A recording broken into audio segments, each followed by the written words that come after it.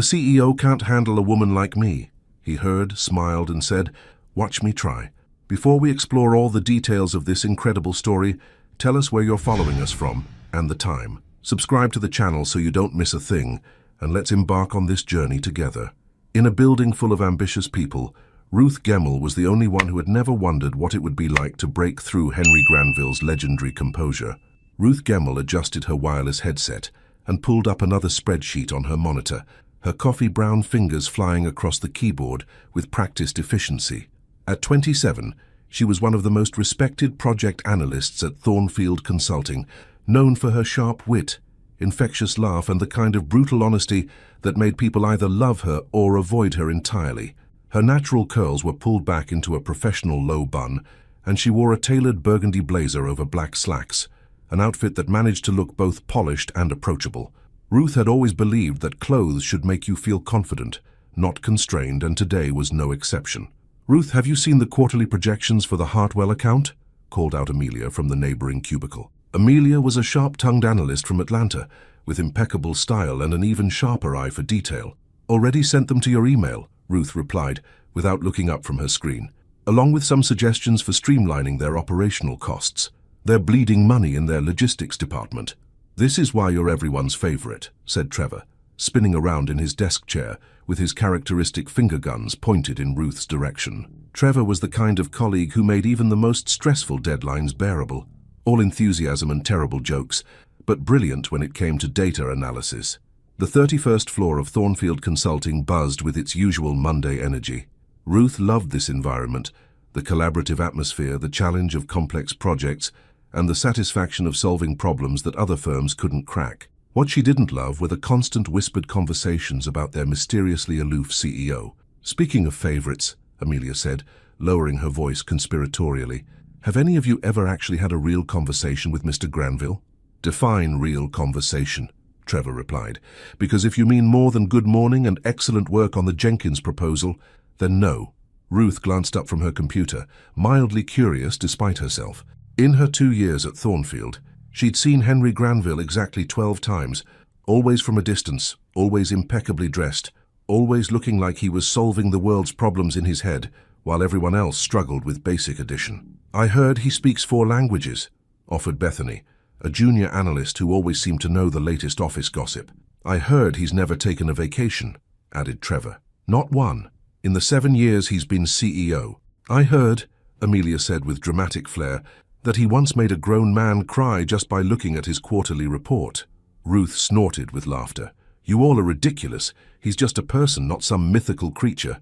"Says the woman who's never been within 10 feet of him," Amelia shot back with a grin. "Because I have actual work to do," Ruth replied, but she was smiling. "Unlike some people who spend their time creating elaborate theories about our boss's personal life." As if summoned by their conversation, a hush fell over the floor. Ruth looked up to see Henry Granville stepping out of the executive elevator, flanked by 2 men in expensive suits who were clearly trying to keep up with his measured but purposeful stride. Even from her cubicle, Ruth had to admit the man was impressive. At 35, Henry stood 6'2", with the kind of presence that made people instinctively straighten their postures. His dark hair was perfectly styled, his charcoal suit was clearly custom-tailored, and his steel blue eyes seemed to take in everything while revealing nothing. The employees he passed offered polite nods and nervous smiles, which he acknowledged with the kind of economical grace that suggested he was used to being the center of attention, but didn't particularly enjoy it. "See what I mean?" Amelia whispered. "The man's like a beautiful iceberg, stunning to look at, but you just know there's something cold and unreachable underneath."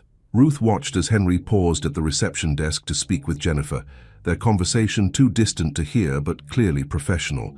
There was something about his posture, perfectly controlled, almost rigid, that made Ruth wonder if he ever relaxed, ever laughed, ever did anything spontaneous or impulsive. "He's probably never been surprised by anything in his entire life," she murmured, more to herself than to her colleagues. "What was that?" Trevor asked. "Nothing," Ruth said, turning back to her computer, just thinking out loud. But as she watched Henry disappear back into the executive elevator, Ruth found herself genuinely curious about the man behind the reputation. Not romantically curious, she had no interest in pursuing someone so clearly out of reach, but intellectually curious. What made someone so controlled, What would it take to crack that legendary composure? "Hey Ruth," Bethany called out, "are you going to the holiday party Friday night?" Ruth looked up, grateful for the distraction. "Wouldn't miss it? Why?" "Just wondering if you think Mr. Ice King will actually show up this year. Last year he made an appearance for exactly 23 minutes. "Someone timed him?" Ruth asked, incredulous. "Trevor did," Amelia admitted with a laugh. "It was for research purposes," Trevor protested. "I had a theory about maximum social exposure tolerance for introverted CEOs. Ruth shook her head, grinning. "You people need hobbies." "This is our hobby," Amelia said cheerfully, "trying to figure out if our CEO is actually human or some kind of sophisticated business android."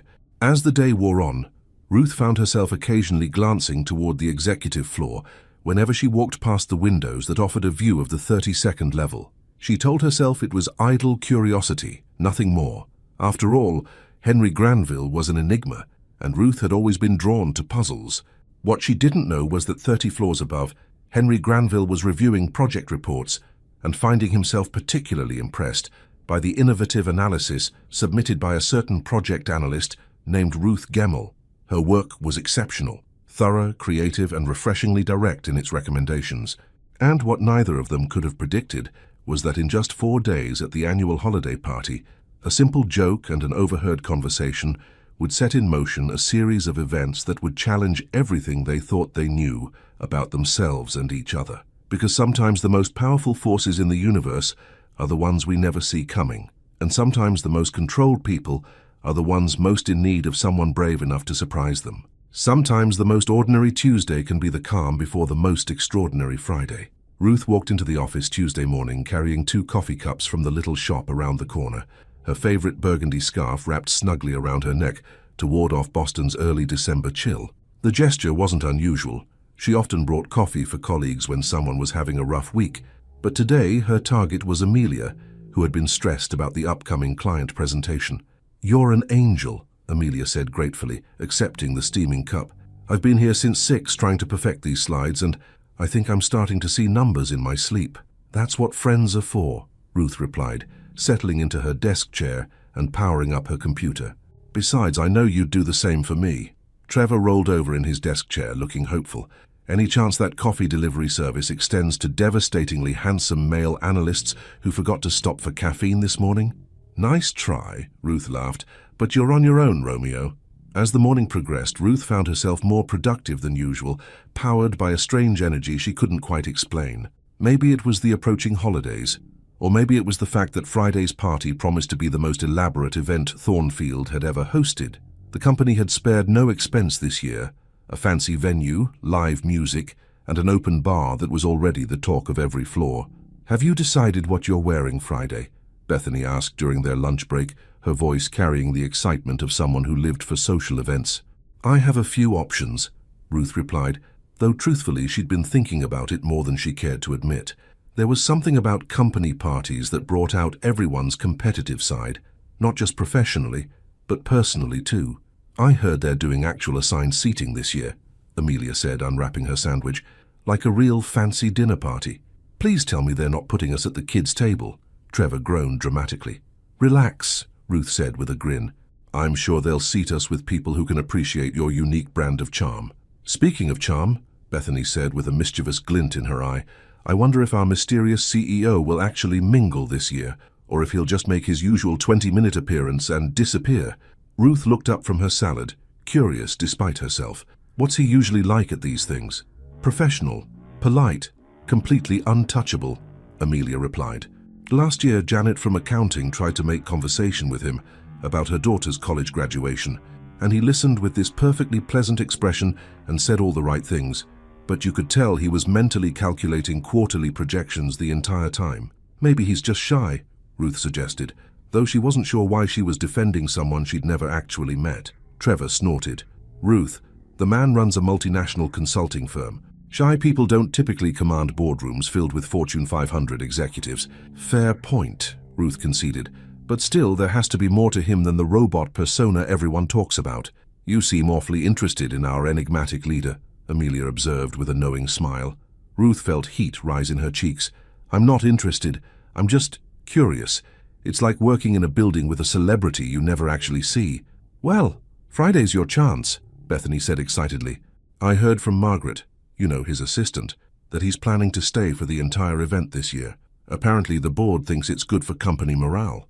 The rest of the week passed in a blur of project deadlines and party preparation.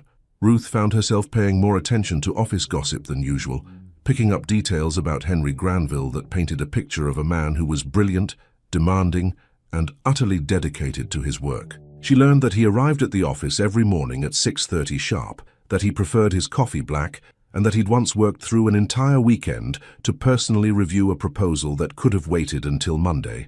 She also learned that, despite his reputation for being cold and distant, he'd quietly arranged for the company to pay for an employee's daughter's medical treatment when insurance wouldn't cover it. The man's a walking contradiction, Amelia said Thursday afternoon as they prepared to leave for the day. Ice cold one minute, secretly generous the next. Maybe he's just private, Ruth suggested. Some people don't like to broadcast their good deeds.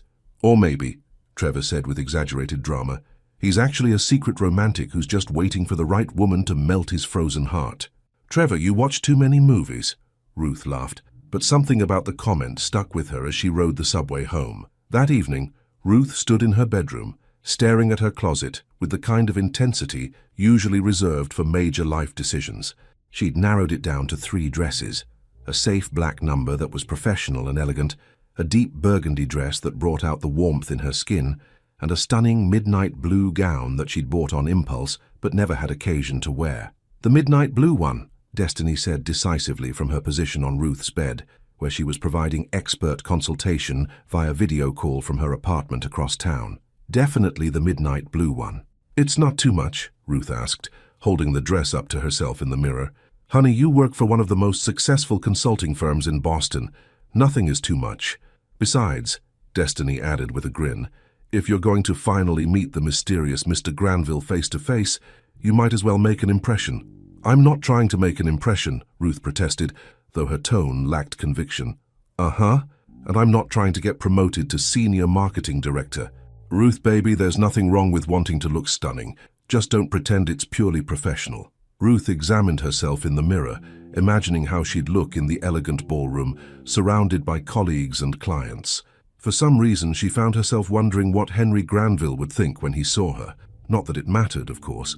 They'd probably exchange polite pleasantries at most. Fine, she said finally. The midnight blue dress it is. Excellent choice. And Ruth, yeah? Destiny's smile was warm and encouraging. Whatever happens Friday night, just be yourself. You're amazing exactly as you are. As Ruth hung up the phone and laid out her chosen outfit for the next evening, she couldn't shake the feeling that Friday was going to be more significant than just another company party. There was an electricity in the air, a sense of anticipation that had nothing to do with free cocktails and fancy hors d'oeuvres. What she didn't know was that 30 floors above, Henry Granville was having his own internal debate about Friday's event, specifically whether he could manage to get through an entire evening of small talk and social obligations without thinking about the sharp-witted analyst whose project reports had been impressing him for months. And what neither of them could have predicted was that a simple joke about confidence and composure would change everything they thought they knew about professional boundaries and personal desires. Some jokes are destined to change your life, and you never see them coming until it's too late to take them back. The Grand Ballroom at the Fairmont Copley Plaza had been transformed into a winter wonderland that would have made Hallmark movie producers weep with envy. Twinkling lights cascaded from the ceiling like fallen stars, elegant ice sculptures caught the ambient glow from crystal chandeliers, and enough champagne flowed to float the harbor outside. Ruth stood at the entrance, smoothing down her midnight blue dress one final time, and had to admit that Thornfield Consulting knew how to throw a party. The dress had been the right choice. She could feel it in the way the silk moved against her skin, in the confidence that seemed to radiate from her very core.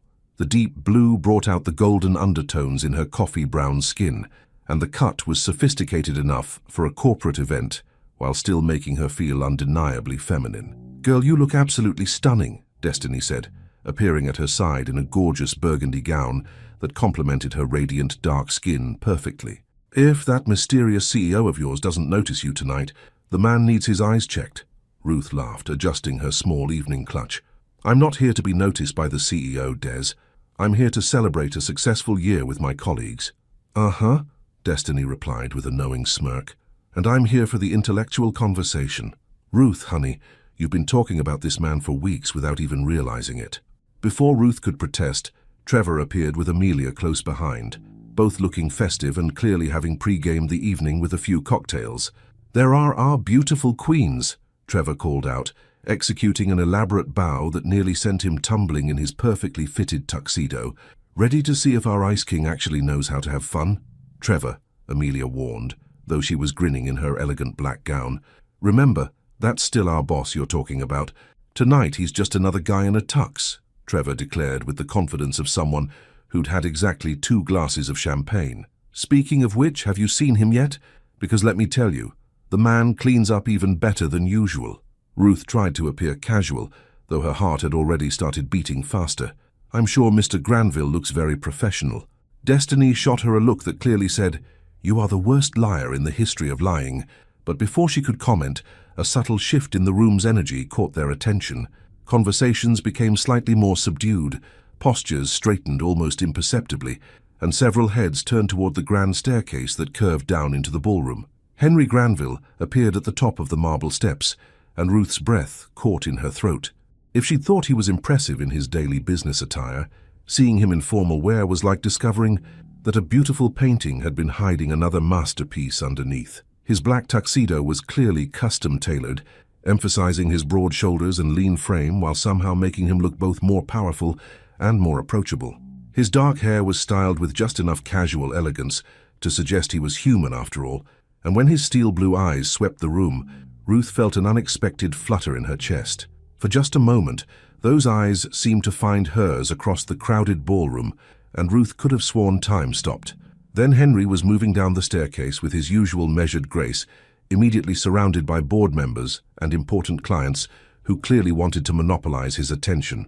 "Wow," Bethany said, appearing beside them with wide eyes. "I mean, I knew he was attractive, but that should probably come with a warning label." "Down, girl," Amelia laughed. "Remember, we're talking about a man who probably schedules his meals and times his bathroom breaks." "Maybe," Ruth said, surprising herself, "but he's still human." The next hour passed in a blur of excellent food, flowing wine, and the kind of relaxed conversation that only happened when people stepped outside their normal work roles. Ruth found herself genuinely enjoying the evening, laughing with colleagues she rarely saw outside the office, and meeting clients whose names she'd only seen on reports. But through it all, she remained acutely aware of Henry's presence. He moved through the room like a consummate professional, making conversation with various groups, always saying the right thing, always perfectly composed. Yet there was something almost lonely about it, Ruth thought, like he was performing rather than participating. It was during a lull in the evening's program, when the band had taken a break and people were gathering in smaller groups around the various bars, that Ruth found herself near the elegant windows overlooking Boston's twinkling skyline. She was chatting with a group of colleagues when the conversation took an unexpected turn. "I still can't believe he's staying for the whole event this year," Bethany was saying, gesturing subtly toward where Henry stood in conversation with several board members. "Usually he's gone before dessert is served." "Maybe he's finally learning to relax," suggested someone from the accounting department. Trevor snorted with laughter. "Relax? We're talking about a man who probably color codes his sock drawer and has never had a spontaneous moment in his entire life." "Oh, come on," Amelia said, though she was grinning. "He's not that bad. Intimidating, yes, completely controlled, absolutely. But there has to be some warmth under all that perfection." "I don't know," said Jennifer from reception, who had joined their group. "I've worked here 15 years and I've never seen him lose his composure. Not once. The man is like a machine." "Exactly," Trevor said, warming to his theme. "I bet there isn't a woman in this room who could crack that legendary self-control. The guy's unshakable." Ruth felt that familiar spark of mischief rising in her chest, the same feeling she got whenever someone made an absolute statement that begged to be challenged. Maybe it was the champagne, or maybe it was weeks of curiosity about the mysterious CEO, but something made her speak up. "That's quite a challenge, Trevor," she said, her voice carrying clearly in the group. Everyone turned to look at her, and Ruth suddenly realized she had their complete attention. There was no backing down now. "I mean, you're probably right," she continued, surprised by her own boldness. "Mr. Granville clearly has extraordinary self-control, but no one is completely unshakable." "Oh, really?" Trevor asked, his eyes lighting up with the prospect of a debate. And what exactly do you think it would take to ruffle those famous feathers? Ruth glanced across the room to where Henry stood, looking every inch the powerful CEO in his perfectly tailored tuxedo. He was listening intently to something one of the board members was saying, his expression politely interested but completely unreadable. "I don't know," Ruth said with a shrug that was pure performance. "Someone who isn't intimidated by all that perfection, I suppose. Someone willing to treat him like a regular person, instead of putting him on a pedestal." "But what kind of person could actually get to him?" Bethany pressed, clearly enjoying the speculation.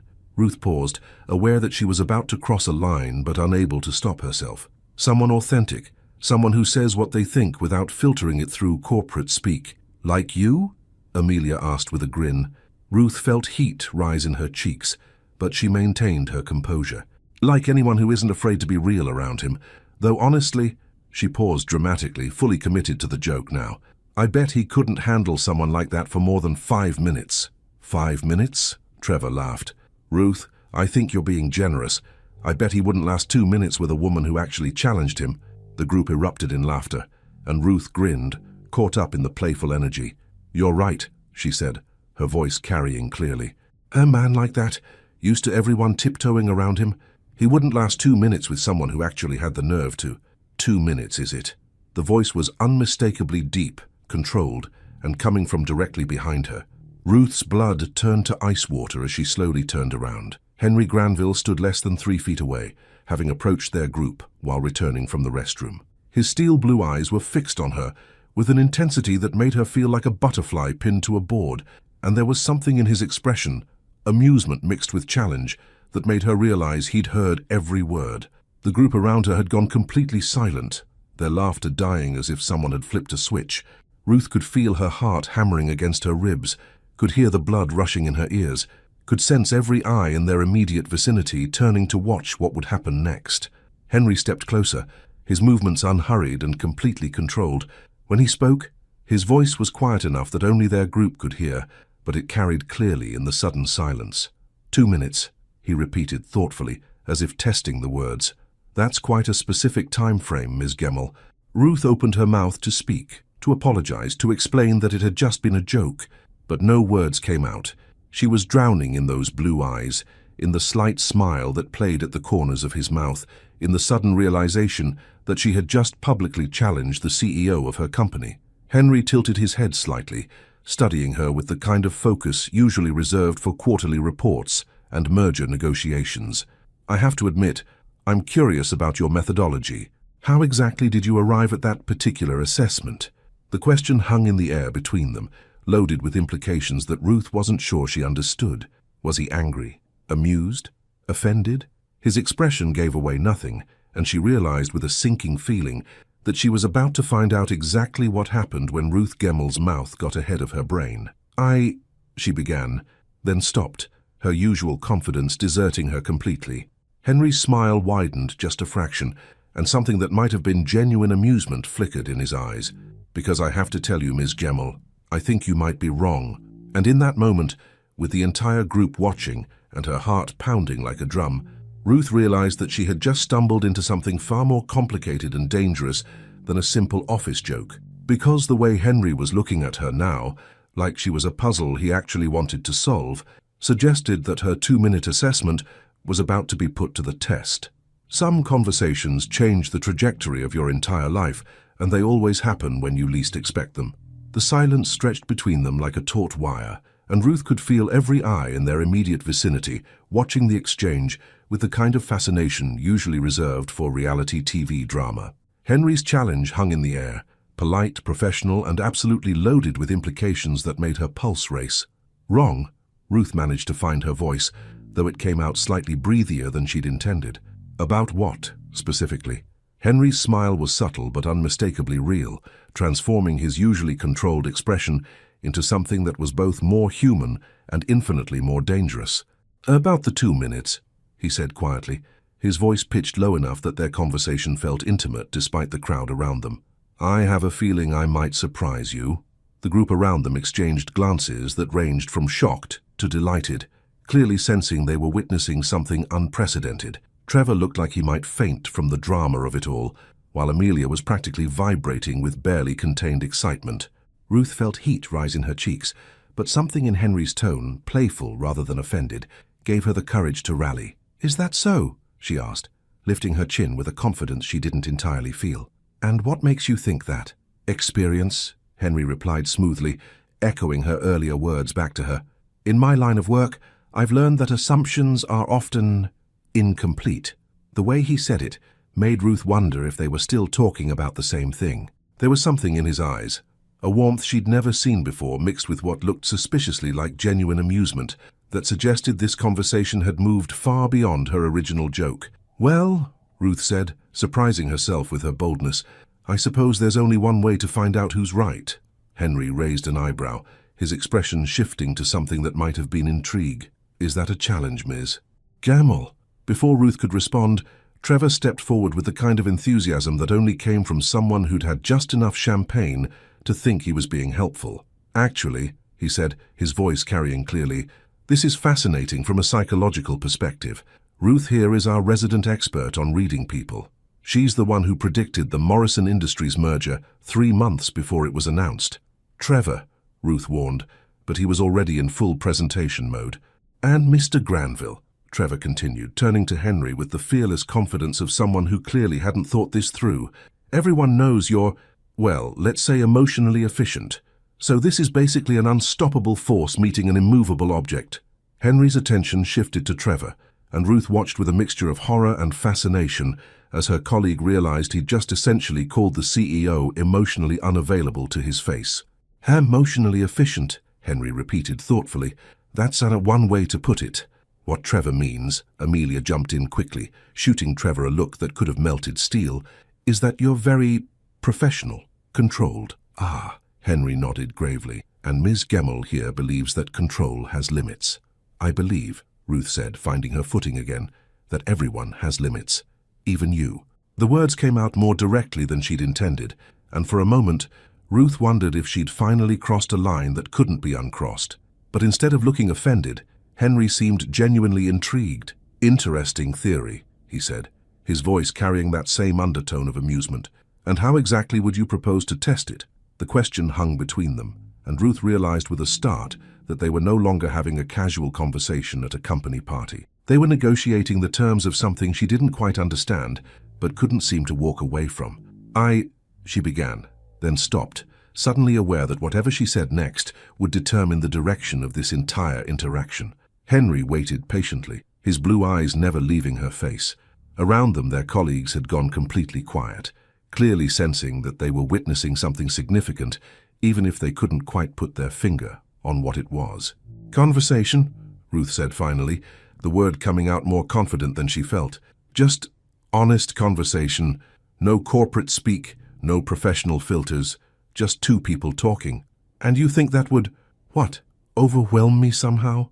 Ruth met his gaze directly, drawing on every ounce of confidence she possessed. "I think you're used to people treating you like you're made of glass and dollar signs.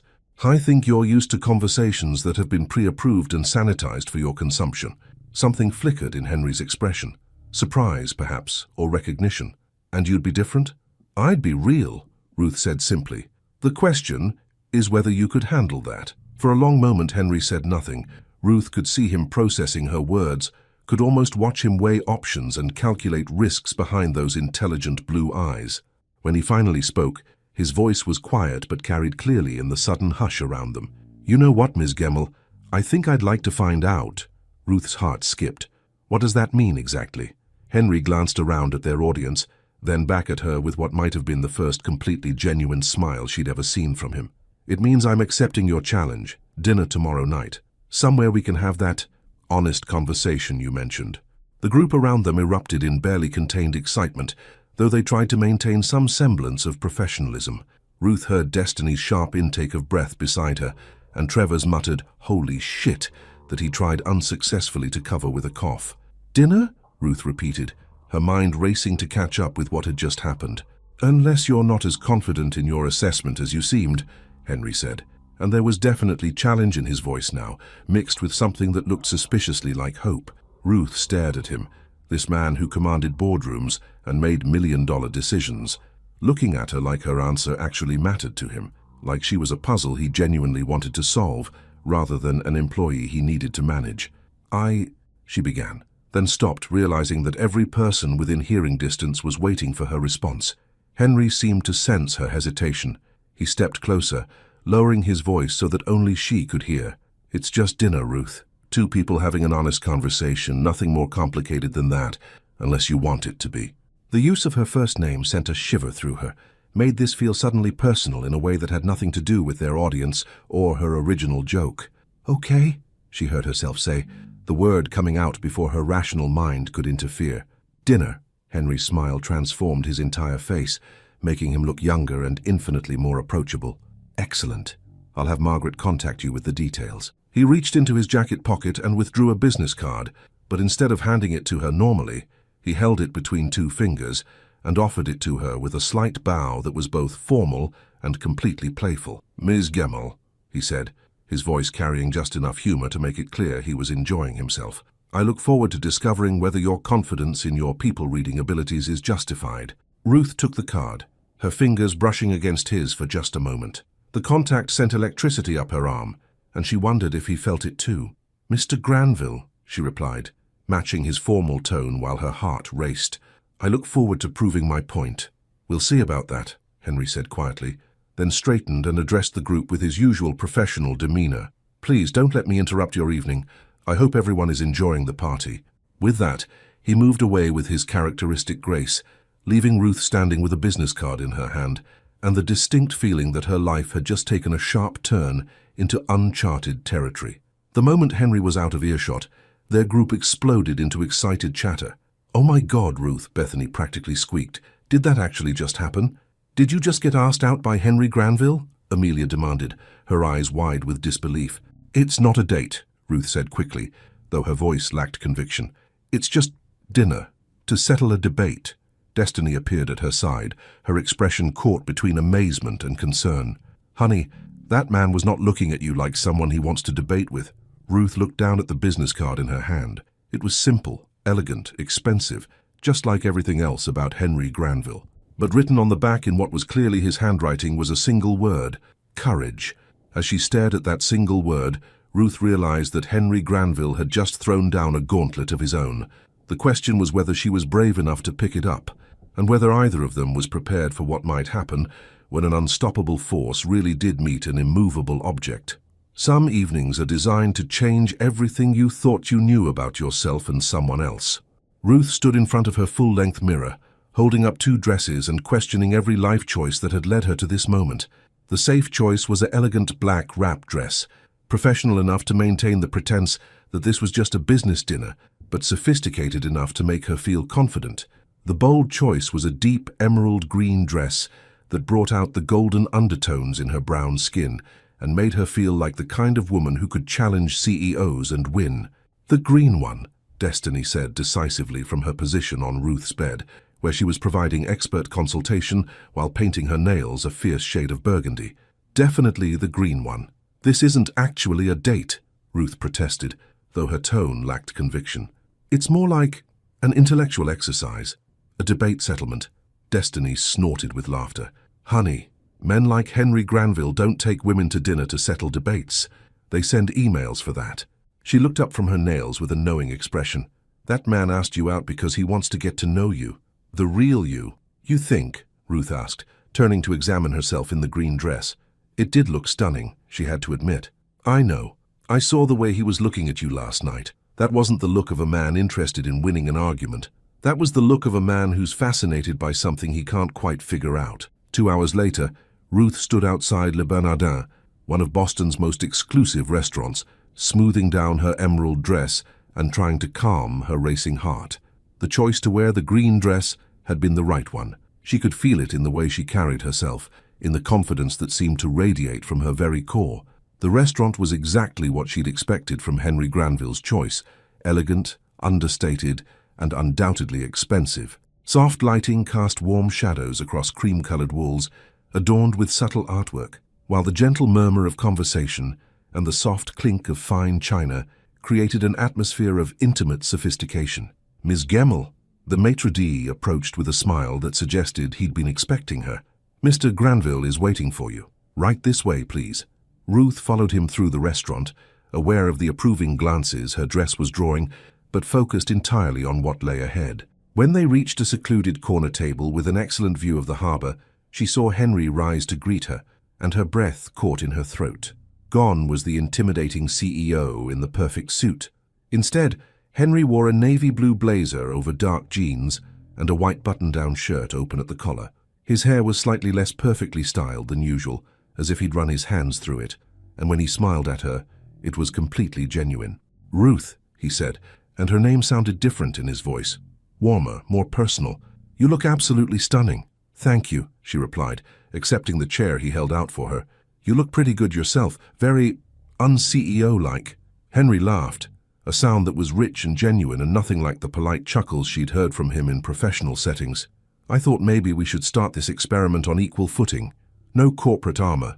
As they settled at the table, Ruth found herself studying this version of Henry Granville with fascination. Without the formal suit and the boardroom setting, he looked younger, more approachable, undeniably attractive in a way that had nothing to do with power or prestige. "So," Henry said after they'd ordered wine and studied their menus, "tell me about this theory of yours, the one about me not being able to handle honest conversation." Ruth leaned back in her chair, meeting his gaze directly. "It's not that you can't handle it, it's that you've probably never experienced it. When you're the most powerful person in every room you enter, people tend to curate their interactions with you." "Curate?" Henry repeated thoughtfully. "That's an interesting way to put it. Think about it," Ruth continued, warming to her theme. "When was the last time someone disagreed with you? Really disagreed, not just offered a polite alternative perspective?" Henry was quiet for a moment, considering. "Longer ago than I'd care to admit," he said finally. "And when was the last time someone told you you were wrong about something?" "Are you about to?" Henry asked with a smile that was both amused and challenging. "Probably," Ruth replied without hesitation. "I have very strong opinions about most things, and I'm not particularly good at keeping them to myself." Their wine arrived, and Ruth watched as Henry went through the tasting ritual with practiced ease. But when he caught her observing him, he paused. "What?" he asked. "I'm trying to figure out if that's really you or if it's just another performance," Ruth said honestly. Henry set down his wineglass, his expression shifting to something more serious. "What do you mean? I mean, are you genuinely someone who knows about wine, or is this just another thing you learned because it's expected of someone in your position?" For a moment, Ruth worried she'd crossed a line, but then Henry's expression shifted to something that looked like surprise, followed by what might have been relief. "Both," he said quietly. "I do genuinely enjoy wine. I started learning about it in college because I was curious. But you're right that it's also become part of the performance, I suppose." Ruth felt something shift between them, a wall coming down that she hadn't even realized was there.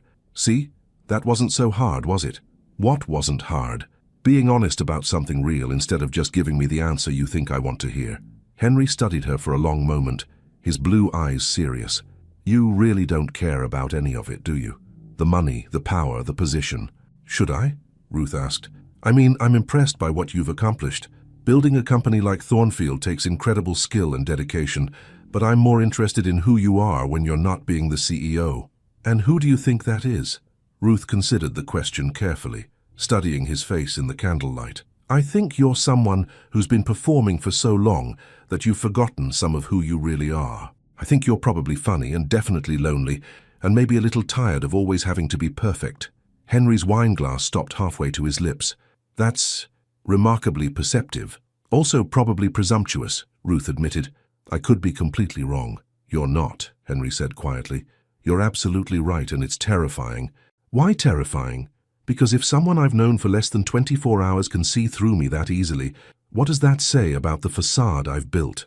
Ruth leaned forward, her voice gentle but direct. "It says you're ready to let someone see the real you. The question is whether you're brave enough to do it." Their food arrived, providing a natural break in the intensity of their conversation. But as they ate, Ruth noticed that Henry seemed more relaxed, more genuinely present than she'd ever seen him. "Your turn," Henry said, as they shared a dessert that was almost too beautiful to eat. "Tell me something real about Ruth Gemmell." "What do you want to know?" "Something you don't usually tell people. Something that matters to you." Ruth considered the question, twirling her spoon through the elegant chocolate creation between them. "I wanted to be a teacher," she said finally. "Elementary school. I had this whole plan. I was going to teach in underserved communities, make a real difference in kids' lives. What changed? Reality, I suppose. Student loans, the need for a steady income, the pressure to use my analytical skills in something more practical. She looked up at him with a slight smile. Turns out I'm good at reading numbers and trends, but what I really love is reading people. Is that what you're doing with me? Reading me? I'm trying to understand you, Ruth said honestly. You're complicated. Complicated how? You're this incredibly successful, powerful man who seems to have everything anyone could want. But there's something in your eyes that looks almost sad, like you're successful at everything except the things that really matter. Henry set down his spoon, his expression shifting to something vulnerable. And what do you think really matters? Connection, authenticity, having someone who sees you for who you really are and likes you anyway. Is that what you're offering? Henry asked quietly. Ruth met his gaze directly, feeling the weight of the moment. I'm offering honesty. The rest, we'll have to see. As they sat there in the soft candlelight, sharing dessert and truths that neither of them usually revealed, Ruth realized that her 2-minute assessment had been completely wrong. Henry Granville wasn't someone who couldn't handle authenticity. He was someone who'd been starving for it. And the way he was looking at her now, like she was offering him something precious and rare, made her wonder if she was ready for whatever came next. Some discoveries change everything you thought you knew about falling in love. Ruth walked into the office Monday morning with a secret smile playing at her lips, and the kind of glow that came from spending a Saturday evening discovering that your assumptions about someone were beautifully, completely wrong. The emerald dress had been carefully hung in her closet, but the memory of Henry's genuine laughter, his vulnerable admissions, and the way he'd looked at her when she'd challenged his carefully constructed facade lingered like the most perfect perfume. Someone looks like they had an excellent weekend, Amelia observed, as Ruth settled at her desk, her usual Monday morning grumpiness notably absent. Just a good night's sleep, Ruth replied, though she couldn't quite suppress her smile.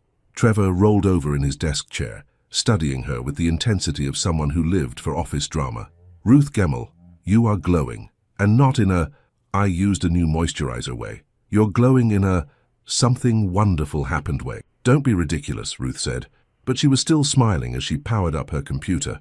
What she didn't mention was the text message that had been waiting for her when she woke up. Thank you for last night. For the first time in years, I remembered what it feels like to just be myself. She'd stared at that message for a full 5 minutes, her heart doing something complicated in her chest. The Henry Granville she'd had dinner with, the one who'd laughed at her stories about her college roommate's disastrous cooking experiments, who'd admitted that he sometimes missed the simplicity of his family's bookstore, who'd looked genuinely disappointed when the evening ended, was so different from the controlled CEO everyone thought they knew.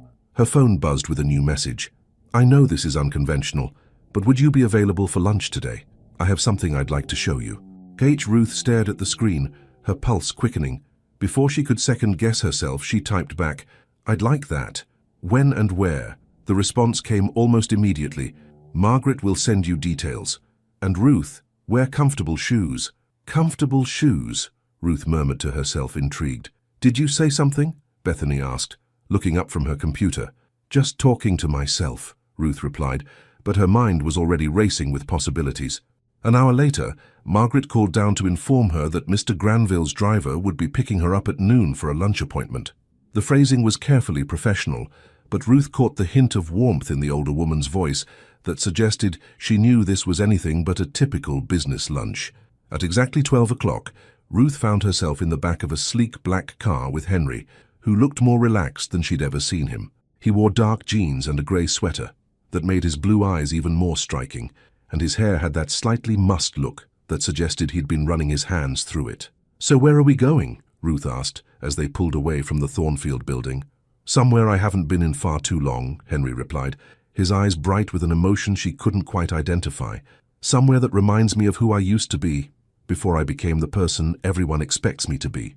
They drove through Boston's winding streets, past the business district, and into a neighborhood Ruth recognized as one of the city's more charming areas, tree-lined streets with brownstones and small shops that had the kind of character that came from decades of history.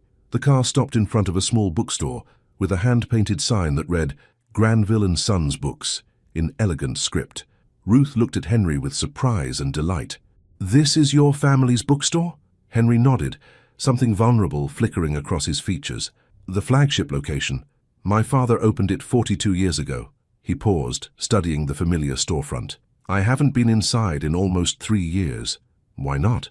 Because every time I come here, I remember the person I thought I'd become, and that person feels very far away from the CEO everyone knows. Ruth reached over and touched his hand gently.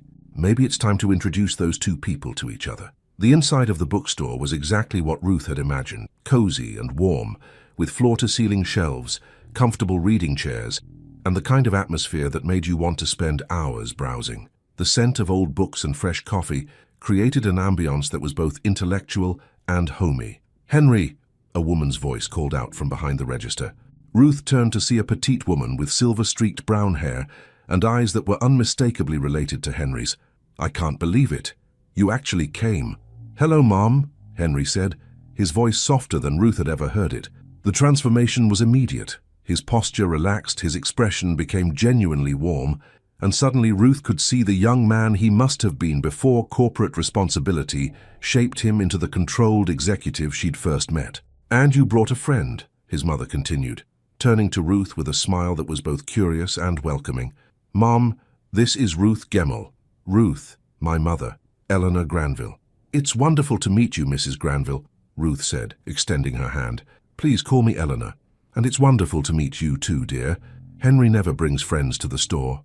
She shot her son a meaningful look. "In fact, Henry never brings anyone anywhere. He's become far too serious since he took over that consulting business." "Mom," Henry said, but he was smiling.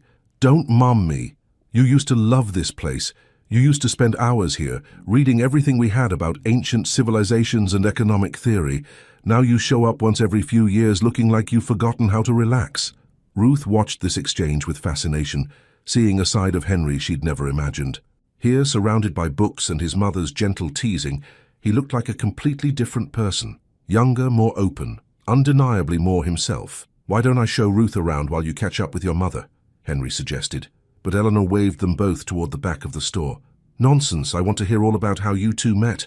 And Ruth, I want to know what you've done to make my son smile like that." They spent the next 2 hours wandering through the store, with Eleanor regaling Ruth with stories about Henry's childhood, how he'd organize his toys by historical period, how he'd once tried to start a lending library in their garage, how he'd read voraciously but always with a focus on understanding how societies rose and fell. "He was going to be a professor, you know," Eleanor said, as they sat in the small cafe area with coffee and homemade cookies. "Had his whole dissertation planned out about the economic factors in the decline of the Roman Empire." "What changed?" Ruth asked, though she suspected she knew the answer. "Life," Henry said quietly. "Responsibility. The realization that sometimes you have to choose between what you want and what your family needs." Ruth saw the flash of old pain in his eyes and understood suddenly why he carried himself with such careful control. He'd given up his dreams to save his family's legacy, had transformed himself into someone he'd never planned to become. "But you know what?" Eleanor said, reaching over to squeeze her son's hand. "I think he's starting to remember who he really is. And I have a feeling," she looked meaningfully at Ruth, "that has something to do with present company." As they walked back through the store, Ruth found herself seeing Henry in an entirely new light. This wasn't just the successful CEO who commanded boardrooms. This was a man who'd sacrificed his own dreams for his family, who'd built walls around himself to protect against the disappointment of becoming someone he'd never planned to be. "Thank you," Henry said quietly as they stood among the history section, surrounded by the books he'd once dreamed of studying professionally, "for coming here with me, for meeting my mother, for—" He paused, searching for words. "For helping me remember." "Remember what?" "That the person I used to be doesn't have to be incompatible with the person I've become." He turned to face her fully, his blue eyes serious and warm. "Yesterday at dinner, you asked me who I am when I'm not being the CEO. I think I'm starting to remember." Ruth felt her heart skip at the intensity in his gaze. "And who is that?" "Someone who believes that the most important things in life can't be measured in quarterly reports. Someone who thinks that understanding people is more valuable than understanding profit margins. Someone who—" He paused, stepping closer. "Someone who hasn't felt this interested in another person in longer than he cares to admit." The words hung between them in the quiet bookstore, honest and vulnerable and completely sincere. Ruth realized that this was what she'd been challenging him to find, Not just honesty about business or surface-level authenticity, but the courage to acknowledge what he really wanted from life. "Henry," she began, but he shook his head gently. "I know this is complicated. I know there are professional considerations and power dynamics, and a dozen reasons why this might not be wise. But Ruth," he reached out to touch her hand, his fingers warm and slightly trembling. "I can't pretend that dinner last night was just about settling a debate, and I can't pretend that bringing you here today was just about showing you my family's business." Ruth looked into his eyes and saw everything he wasn't saying, hope and uncertainty, and the kind of longing that came from someone who'd been professionally successful but personally isolated for far too long. "Then don't pretend," she said quietly. "Be real. Tell me what you actually want." Henry's smile was slow and genuine and completely transformative. "I want to see where this goes. Carefully, honestly, but hopefully. I want to find out if the person I am when I'm with you is someone I can learn to be all the time." And standing there among the books that represented dreams deferred but not forgotten, Ruth realized that her 2-minute assessment hadn't just been wrong, it had been completely backwards. Henry Granville wasn't someone who couldn't handle authenticity. He was someone who'd been waiting his entire adult life for someone brave enough to offer it. Some relationships require you to rewrite all the rules you thought you understood about love and professional boundaries. The next few weeks fell into a rhythm that was both exhilarating and terrifying. Ruth would arrive at work each morning, exchange polite professional greetings with Henry when their paths crossed in the building, and spend her days analyzing spreadsheets and client reports while her mind wandered to stolen text messages and carefully planned encounters that had nothing to do with quarterly projections. They met for coffee at a small cafe 3 blocks from the office, where Henry would arrive first and Ruth would join him 10 minutes later, maintaining the careful fiction that these were chance encounters. They discovered they both loved old movies and terrible puns, that Henry could make Ruth laugh until her sides hurt with his dry observations about corporate culture, and that Ruth could make Henry forget entirely about the dozen meetings waiting for him, with her stories about her grandmother's advice on everything from cooking to life philosophy. "You realize we're being ridiculously careful about this," Ruth said one Thursday afternoon as they sat in the back corner of a bookstore cafe, their regular meeting spot that felt safely removed from the Thornfield building and its potential complications. Henry looked up from his coffee, where he'd been drawing absent patterns with his spoon, a nervous habit Ruth had begun to recognize. "Careful is probably an understatement," he admitted. "We're being nearly paranoid. The question is whether that's necessary, or if we're just making this more complicated than it needs to be." "Ruth," Henry said gently, "I'm the CEO of a major consulting firm, and you're an employee. If this goes public before we figure out what this actually is, it could damage both our careers. Mine because it raises questions about professional judgment, and yours because people will assume you got where you are through something other than merit." Ruth sipped her latte, considering. She appreciated that he was thinking about her career, but the constant secrecy was beginning to feel exhausting. "So what do you suggest? We keep sneaking around indefinitely? I suggest we take it one day at a time and see where we end up." Henry reached across the table to touch her hand briefly. "But I also suggest we be honest about what we're both feeling." "And what are you feeling?" Henry was quiet for a moment, his blue eyes serious as he studied her face. "I'm feeling like I haven't been this happy in years.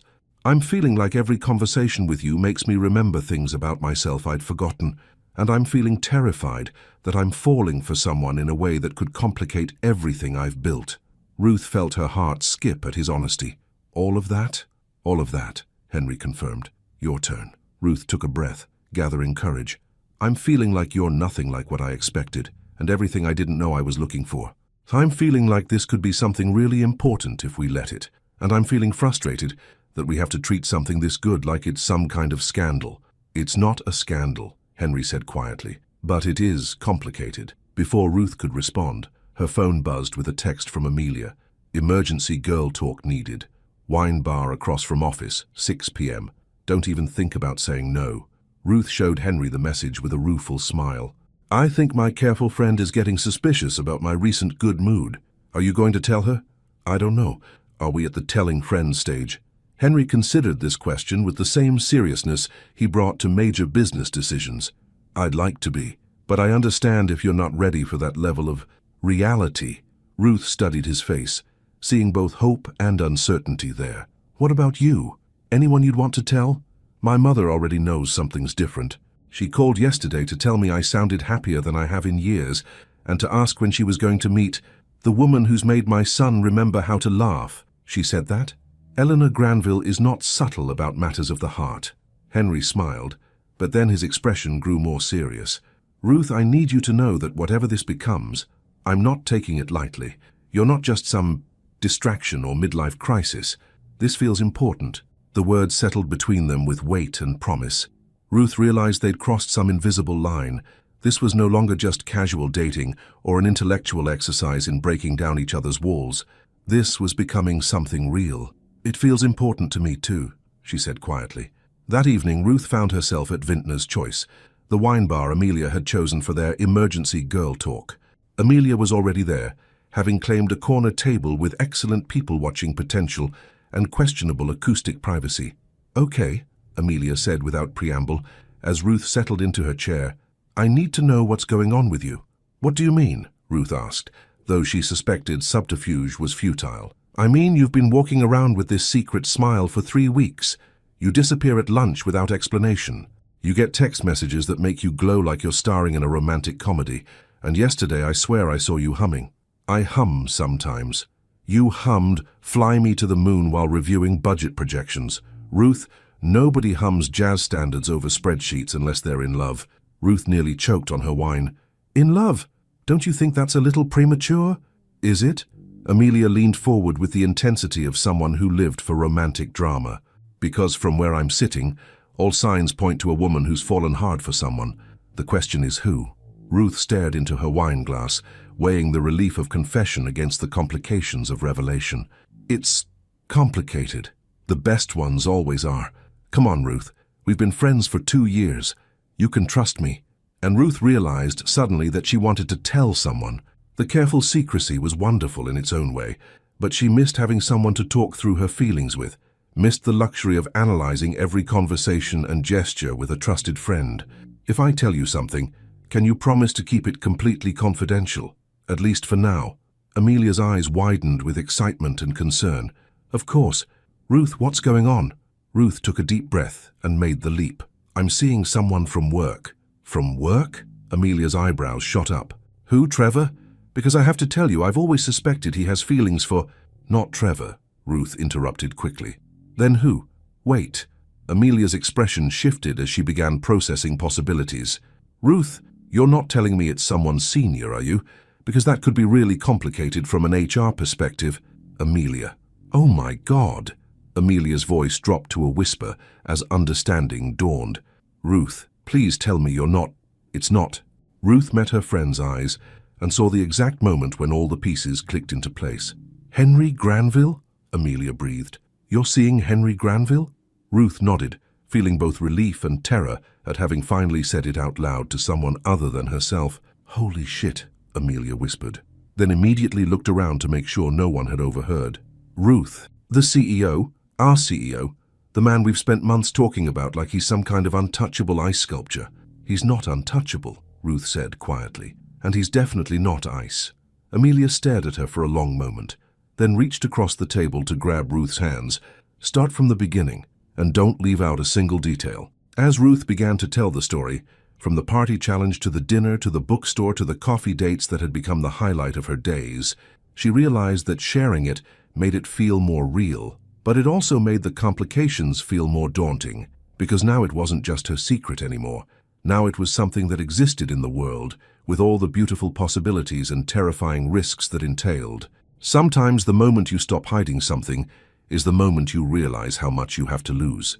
Ruth spent the weekend replaying her conversation with Amelia, alternating between relief at finally having someone to talk to and anxiety about what sharing the secret might mean. Amelia had been surprisingly supportive, shocked, yes, but ultimately excited for Ruth and appropriately concerned about the professional implications.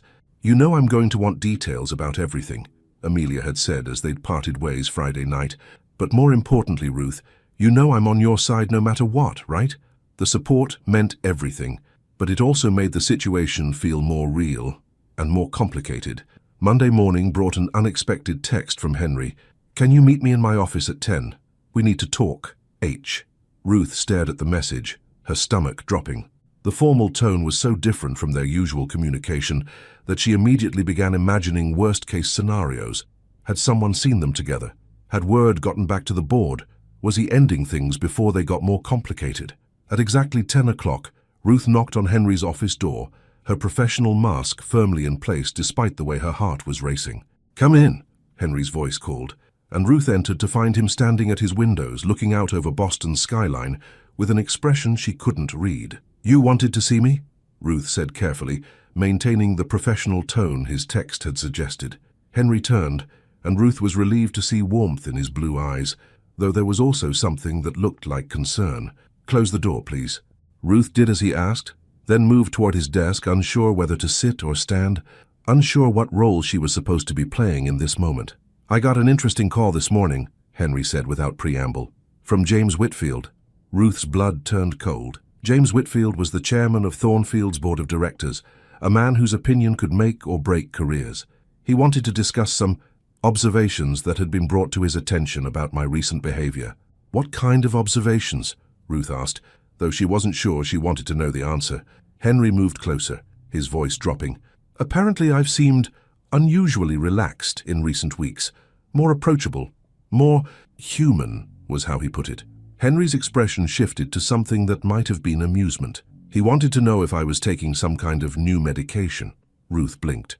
"That's not what I expected you to say. It gets better." When I told him no medication, just some positive changes in my personal life, he said he was pleased to hear it. Apparently the board has been concerned for years that I was too isolated, too focused on work at the expense of personal happiness. "They've been concerned about your personal happiness. According to James, a CEO who has no life outside the office is a CEO who's headed for burnout. He said they've been hoping I'd find some kind of personal fulfillment that might make me less likely to work myself into an early grave." Ruth processed this information, feeling a mixture of relief and confusion. "So, they're happy that you seem happier." Henry nodded, but his expression grew more serious. "But here's the thing, Ruth. James also mentioned that there have been some questions about who might be responsible for this positive change. A few people have noticed that we've both been absent from the building at similar times. Margaret has been deflecting questions about my lunch schedule, and apparently Trevor mentioned to someone in HR that you've been mysteriously cheerful lately." Ruth felt her stomach drop again. Trevor talked to HR, not maliciously. He was apparently just making conversation about how nice it was to see you so happy, but it got people thinking. Ruth sank into one of the chairs facing Henry's desk, the weight of the situation settling over her. "So what does this mean? Are we in trouble?" Henry moved to sit in the chair beside her rather than behind his desk, a gesture that felt both intimate and reassuring. "I don't think we're in trouble exactly, but I think we're at a crossroads." "What kind of crossroads?" Henry was quiet for a moment, choosing his words carefully. "The kind where we have to decide whether we're going to keep sneaking around indefinitely, or whether we're going to acknowledge that this is something real and worth the complications."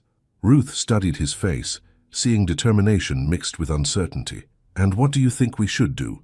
"I think," Henry said slowly, "that I'm tired of pretending you're just another employee when you've become the most important part of my day. I think I'm tired of careful choreography and secret meetings when what I really want is to take you to dinner at a nice restaurant without worrying about who might see us." Ruth felt her heart skip. "Henry, I know it's asking a lot. I know there will be gossip and speculation and probably some uncomfortable conversations with HR. But Ruth, I also know that what we have is worth it." He reached over to take her hand. "The question is whether you think so too." Ruth looked down at their joined hands, then back up at his face. She saw hope there and vulnerability, and the kind of quiet determination that had probably made him successful in business, but felt entirely personal in this moment. "I do think it's worth it," she said quietly, "but I'm scared about what it might mean for my career, for both our careers." "So am I," Henry admitted, "but I'm more scared of losing this because we're too afraid to fight for it." Before Ruth could respond, Margaret's voice came through the intercom. "Mr. Granville, I'm sorry to interrupt, but you have the Morrison Industries conference call in 5 minutes." Henry closed his eyes briefly, clearly frustrated by the intrusion of reality. "Thank you, Margaret, I'll be ready." He turned back to Ruth, his expression urgent. "I know this is a lot to process. I know I'm asking you to take a leap of faith with me. But Ruth," he squeezed her hand gently, I don't want to hide anymore. I want to see where this goes when we don't have to pretend it's not happening. Ruth stared at him, this man who commanded boardrooms and made million-dollar decisions, looking at her like her answer was the most important thing in the world. What exactly are you proposing? She asked. I'm proposing we stop sneaking around. I'm proposing we have an honest conversation with HR about our relationship and make sure we're following all the appropriate protocols. I'm proposing we stop letting fear make our decisions for us. Ruth felt something shift inside her, a wall of caution crumbling in the face of his sincerity. And then what? Henry's smile was slow and genuine and completely transformative. And then, I'd like to take you to dinner Saturday night. Somewhere nice, somewhere public, somewhere I can hold your hand without worrying about who might see us. Ruth looked into his eyes and saw everything she'd been hoping for. Courage and commitment, and the kind of certainty that came from someone who'd finally decided what really mattered to him. Okay, she heard herself say, the word coming out stronger than she'd expected. Let's stop hiding. Henry's expression lit up like sunrise. Really? Really? But Henry? Ruth squeezed his hand. If we're going to do this, we're going to do it right. Professional protocols, clear boundaries at work, and absolutely no special treatment, because we're whatever we are. Agreed, Henry said immediately, though I should probably mention that whatever we are is starting to feel like something pretty serious to me. Ruth felt warmth spread through her chest. It feels pretty serious to me, too. As they sat there in his office, hands joined and hearts aligned, Ruth realized that they'd just made a decision that would change everything. But for the first time since this all began, she wasn't afraid of the change. She was ready for it. Some moments require more courage than others, and the moment you stop hiding your happiness is often the scariest of all. Saturday evening arrived with the kind of crisp December air that made Boston look like a postcard, and Ruth stood in front of her mirror for the third time, second-guessing her outfit choice. She'd finally settled on a deep burgundy dress that was elegant enough for whatever upscale restaurant Henry had chosen, but comfortable enough that she wouldn't spend the evening tugging at the fabric or worrying about walking in heels that were too high. Her phone buzzed with a text. I'm outside. Take your time, but I should mention that I'm nervous enough for both of us. H. Ruth smiled, feeling some of her own anxiety ease. There was something reassuring about knowing that Henry, who commanded boardrooms and negotiated million-dollar deals without breaking a sweat, was nervous about their first real date. She grabbed her coat and headed downstairs, where she found Henry leaning against a sleek black car, looking devastating in a charcoal suit that emphasized his tall frame and broad shoulders. When he saw her, his face lit up with the kind of smile that made her remember why she'd been willing to take this leap in the first place. You look incredible, he said, moving forward to help her with her coat. The gesture was both chivalrous and intimate, and Ruth found herself appreciating this more relaxed version of Henry, still polished and put together, but without the careful armor of his CEO persona. You clean up pretty well yourself, Ruth replied, allowing herself to really look at him now that they weren't hiding. Though I have to say, you look almost relaxed. That's because I am relaxed. For the first time in weeks, I don't have to worry about who might see us or what it might mean. I can just enjoy being with you. The restaurant Henry had chosen was exactly what Ruth had expected. Elegant but not ostentatious, with the kind of atmosphere that suggested serious food and serious conversations. What she hadn't expected was the way Henry seemed to transform the moment they were seated. The careful control she'd always associated with him was replaced by something warmer and more genuine. So, Henry said, as they perused their menus, I should probably mention that I called James Whitfield yesterday. Ruth looked up, surprised. You called the board chairman about us? I called him to have a conversation about appropriate protocols for executive relationships within the company. I wanted to make sure we were handling this correctly from a corporate governance perspective. Ruth felt a flutter of nervousness. And what did he say? Henry's expression shifted to something that might have been amusement. He said, and I quote, "It's about damn time you found someone who makes you smile." Then he spent 20 minutes telling me about how he met his wife at work 43 years ago, and how the best relationships often come from shared professional respect. He said that? He said that. He also said that as long as we maintain appropriate boundaries at work and file the necessary disclosure paperwork, the board considers this a positive development in my personal life. Ruth processed this information, feeling a mixture of relief and disbelief. So we have official board approval? We have official board support, Henry corrected with a smile. Apparently, they've been worried about my work-life balance for years. Their conversation was interrupted by the arrival of their server, and Ruth found herself studying Henry as he ordered wine with the same attention to detail she'd observed in business settings, but with an ease that suggested genuine enjoyment rather than performance. "You know," Ruth said as they waited for their appetizers, "I keep waiting for the other shoe to drop, for this to be too good to be true. What would convince you it's real?" Ruth considered the question, twirling her wineglass between her fingers. "I suppose, seeing how we handle the normal, boring parts of a relationship, the parts that aren't dinner at expensive restaurants or dramatic declarations in corner offices." Henry leaned forward, his blue eyes serious. "What kind of normal, boring parts?" "I don't know, grocery shopping, arguing about what to watch on TV, meeting each other's friends without it being a dramatic revelation." Ruth paused, realizing something. "Actually, I'd like you to meet Destiny properly, as my whatever you are, not just as the mysterious CEO I've been talking about." "I'd like that too," Henry said immediately. "And I'd like you to spend more time with my mother. She's already decided she likes you, but I think she'd enjoy getting to know you when I'm not having an identity crisis in the middle of a bookstore." The easy way he said it made Ruth realize how much had changed between them. The careful choreography of their secret relationship had been replaced by something that felt natural and sustainable. Their conversation was interrupted by a familiar voice calling out across the restaurant. "Ruth? Ruth Gemmell?" Ruth turned to see Bradley from marketing approaching their table with a woman she didn't recognize, both of them clearly dressed for their own romantic evening out. Ruth felt a moment of panic. This was it, the moment their relationship became public knowledge within the company. "Bradley, hi," Ruth said, managing to keep her voice steady. "How are you?" "I'm great, thanks." "Ruth, this is my fiancée, Sarah." "Sarah, this is Ruth from work."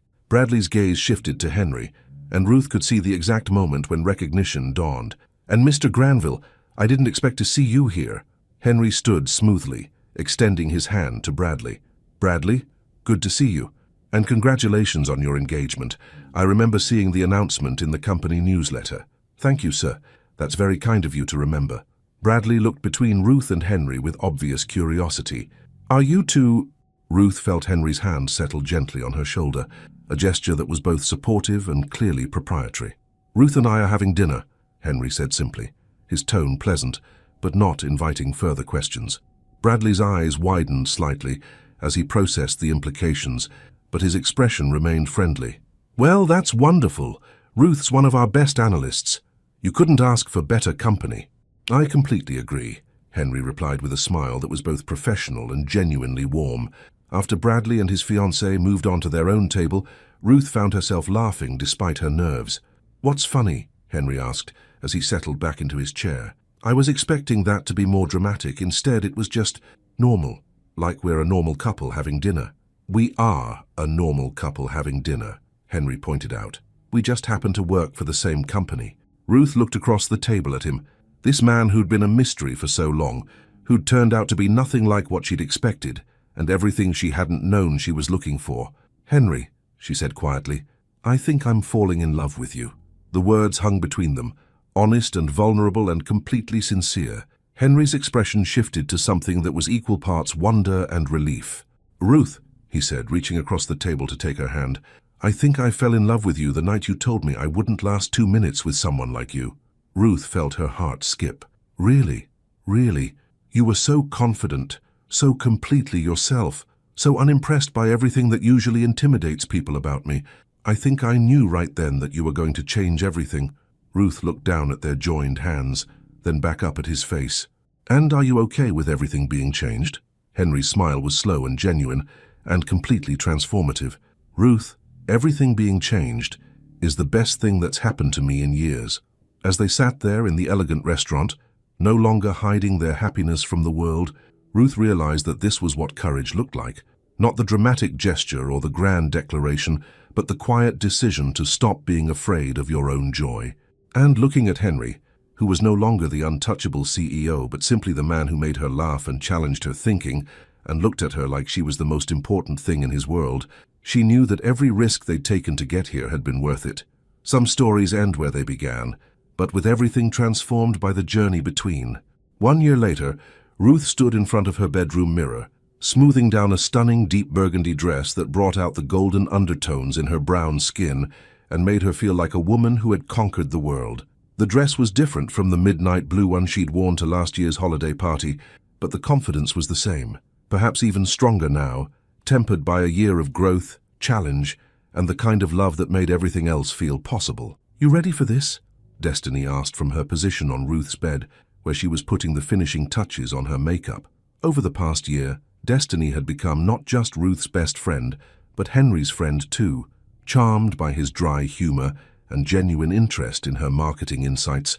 "Your first official company party as the CEO's girlfriend? Fiancée," Ruth corrected with a smile, touching the elegant diamond ring on her left finger. The proposal had happened 2 months ago, during a quiet dinner at the same restaurant where they'd had their first public date. Henry had been characteristically thoughtful about it. No public spectacle, just a quiet moment between the two of them where he'd told her that she'd made him remember who he really was, and asked if she'd like to spend the rest of their lives figuring out who they could become together. "Right, fiancé," Destiny grinned. "Even better. You know the whole company is going to be watching you two tonight, right?" "Let them watch," Ruth said, surprised by her own confidence. "We have nothing to hide anymore." The year had brought challenges, certainly.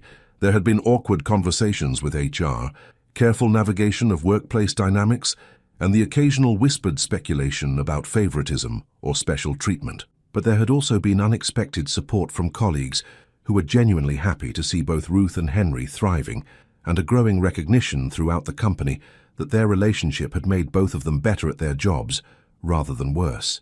Ruth had been promoted to senior analyst 4 months ago, an advancement that had come with its own scrutiny, until her consistently excellent work made it clear that her relationship with Henry had nothing to do with her professional capabilities. Henry, meanwhile, had become a more approachable and effective leader, his newfound emotional intelligence making him better at everything from client relationships to team management. An hour later, Ruth walked into the grand ballroom at the Fairmont Copley Plaza, the same venue where everything had started 12 months ago. This year's party was even more elaborate, twinkling lights, elegant decorations, and an atmosphere of celebration that felt genuinely joyful rather than simply obligatory. But what struck Ruth most was how different she felt walking into this space. Last year, she'd been curious about the mysterious CEO, intrigued by the puzzle he represented. This year, she was arriving with Henry, her hand in his, both of them relaxed and genuinely happy to be there.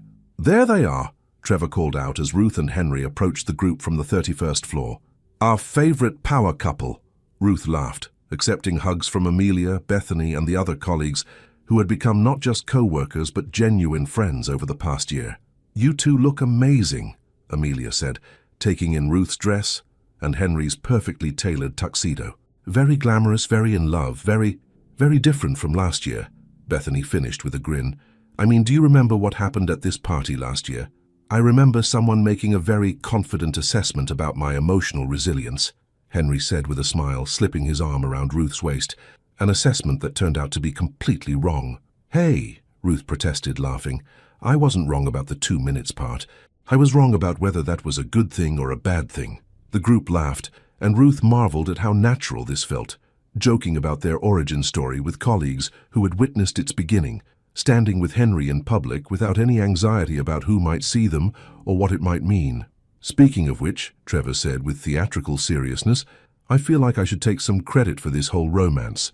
If I hadn't started that conversation about our unflappable CEO..." "Trevor," Henry said with mock solemnity, "you can absolutely take credit for starting the conversation, but I think Ruth deserves credit for finishing it." Ruth looked up at Henry, remembering that night a year ago when she'd been so confident in her assessment of his character, so certain that he couldn't handle someone who was real and direct, and unimpressed by his carefully constructed persona. She'd been right about one thing: he hadn't been able to handle it. But instead of being overwhelmed, he'd been liberated. The evening progressed beautifully. Ruth and Henry danced together without any of the careful choreography that had marked their early relationship, laughed with colleagues who had become friends, and enjoyed the rare pleasure of being completely themselves in public. It was near the end of the evening when James Whitfield, the board chairman, approached them with a glass of champagne and a warm smile. "Ruth, Henry," he said, "I wanted to congratulate you both on your engagement. The board is absolutely delighted." "Thank you, James," Henry replied. That means a great deal to us. You know, James continued, looking between them with obvious satisfaction, when I called Henry last year to express concern about his work-life balance, I never imagined the solution would be quite so elegant. Ruth looked confused. You called him about work-life balance? James nodded, his eyes twinkling. Oh yes. The board had been worried for months that Henry was burning himself out, becoming too isolated. We'd been hoping he'd find some kind of personal fulfillment that might make him a more well-rounded leader. And then, Henry said with a smile, Ruth challenged me to 2 minutes of honest conversation, and everything changed. 2 minutes that turned into a lifetime, Ruth added, looking up at Henry with the kind of open affection that would have terrified her a year ago. As James moved on to mingle with other guests, Ruth and Henry found themselves alone for a moment, near the windows that overlooked Boston's sparkling skyline. Can I tell you something? Henry said quietly, taking her hands in his. Always. A year ago, standing in this same room, I was the most successful and loneliest man in Boston. I had everything I thought I wanted, and nothing that actually mattered. He paused, his blue eyes serious and warm. You didn't just crack my composure, Ruth. You saved my life. Ruth felt tears prick at her eyes. You saved mine too. You helped me remember that being authentic isn't something to apologize for. It's something to celebrate. Henry leaned down to kiss her softly, a gesture that was both intimate and completely natural. Around them, the party continued, but for a moment it felt like they were the only two people in the world. So, Henry said as they broke apart, any regrets about taking on that 2-minute challenge? Ruth laughed, thinking about everything that had led them to this moment. The risks they'd taken, the walls they'd broken down, the courage they'd found to be vulnerable with each other. Just one, she said with a mischievous smile. What's that? I should have asked for 3 minutes. I could have gotten you to fall in love with me even faster. Henry's laughter was rich and genuine and completely unguarded. Ruth Gemmell, he said, you're absolutely right, and I can't wait to spend the rest of my life proving it to you. As they stood there in the same ballroom where their story had begun, surrounded by the same colleagues who had witnessed that first challenge, Ruth realized that sometimes the best love stories weren't about perfect people finding each other. They were about real people finding the courage to be vulnerable, to take risks, and to believe that authenticity was worth more than any carefully constructed facade. And looking at Henry, no longer the untouchable CEO, but simply the man who made her laugh and challenged her thinking, and looked at her like she was his whole world, she knew that her 2-minute assessment had been wrong in the most wonderful way possible. Some love stories don't end. They just begin new chapters. 2 years later, on a crisp Saturday morning in October, Ruth Granville, she still smiled every time she saw her new name, stood in the doorway of Granville & Sons Books, watching her husband arrange a display of new releases with the same meticulous attention to detail he'd once brought to quarterly reports. The morning sun streamed through the large windows, casting warm golden light across the polished wood floors and creating an atmosphere that was both peaceful and alive with possibility.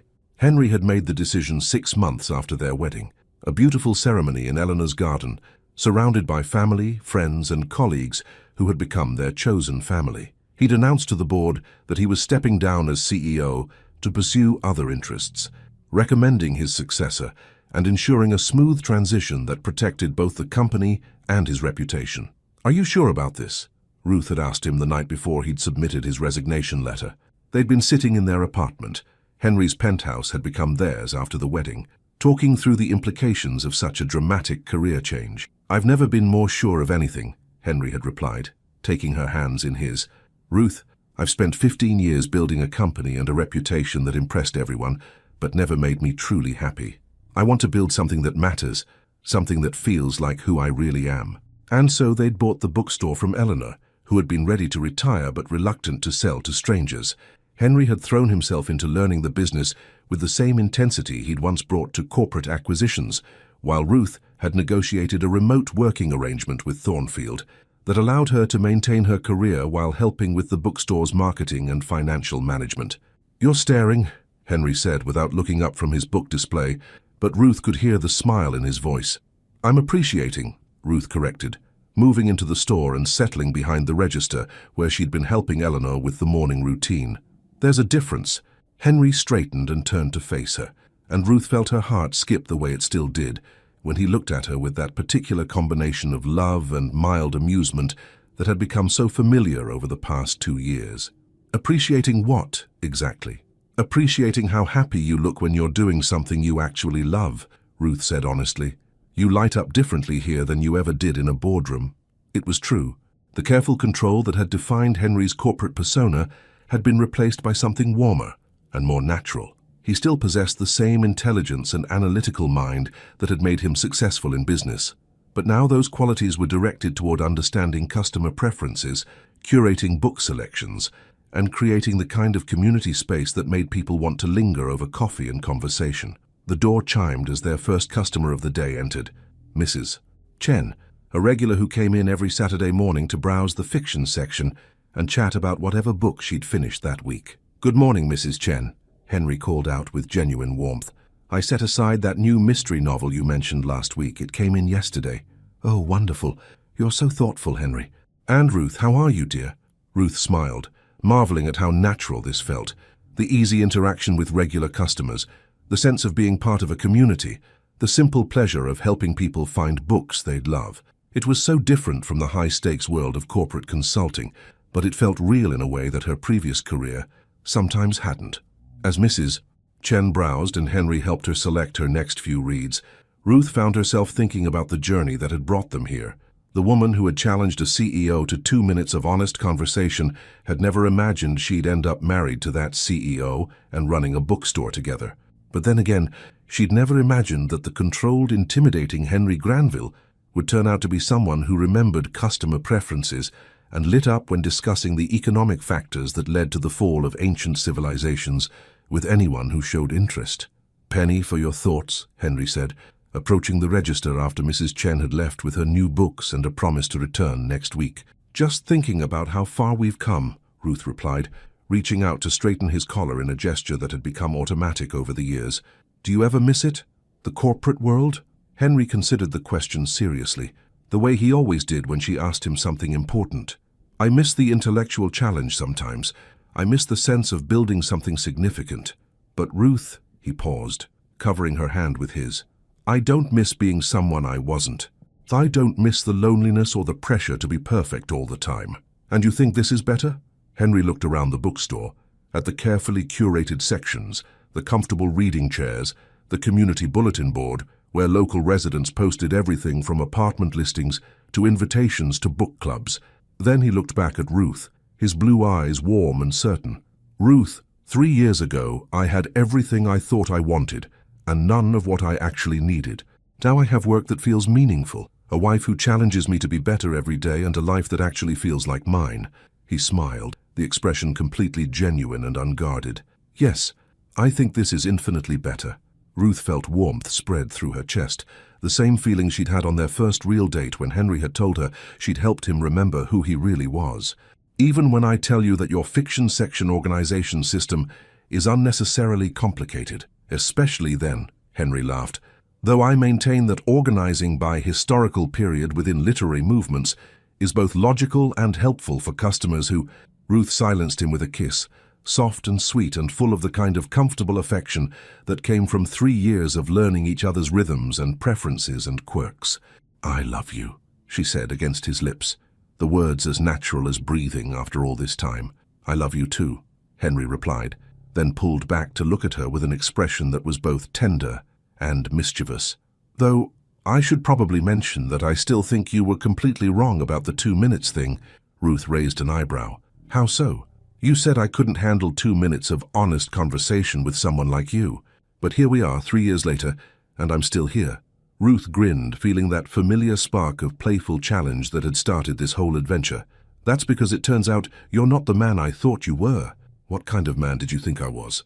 "I thought you were someone who couldn't handle authenticity. Turns out you were someone who was starving for it." Henry's expression softened, and he reached up to touch her face gently. "And what kind of man am I really?"